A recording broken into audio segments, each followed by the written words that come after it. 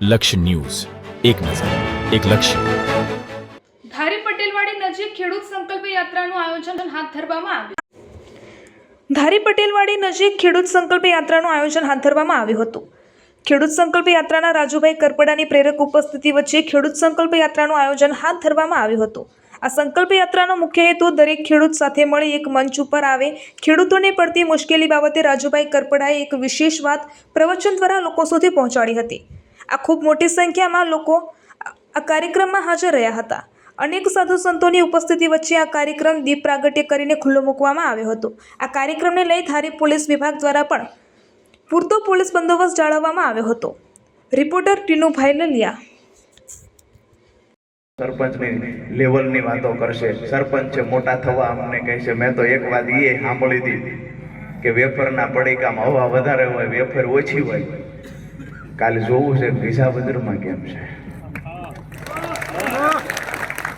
વિસાવદરના તમામ સમાજના લોકો, તમામ સમાજના ખેડૂતોને વિનંતી કરું છું કે એક વખત ફરી વાર બતાવી દેજો કે એ જ રાજુ કરપડા છે. જેથી તેદીએ હારે હતા ને આજ ફરી વારે રાજુ કરપડાની ભેળા ઊભા છે. મને અમુક ભાઈઓના ફોન આવ્યા હતા. જીવરાજભાઈ,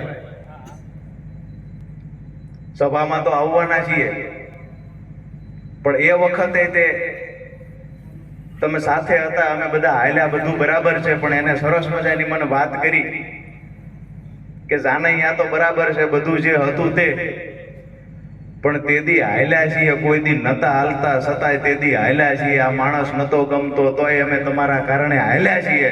તો ક્યાંક ને ક્યાંક એવું બન્યું હતું, ઘણવરને જોઈને ભેળા હાલ્યા હતા. વરરાજો તેદી એ નતો ગમતો. વિષય એ છે કે જે લોકોએ મન બનાવ્યું છે, તો આપણી તો વાત એ હતી કે અમારા ખેડૂતો માટે લડવું છે.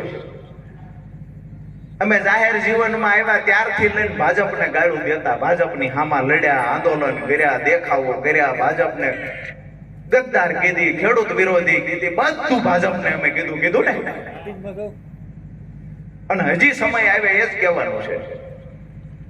પણ એને આટલું કીધા પછી એને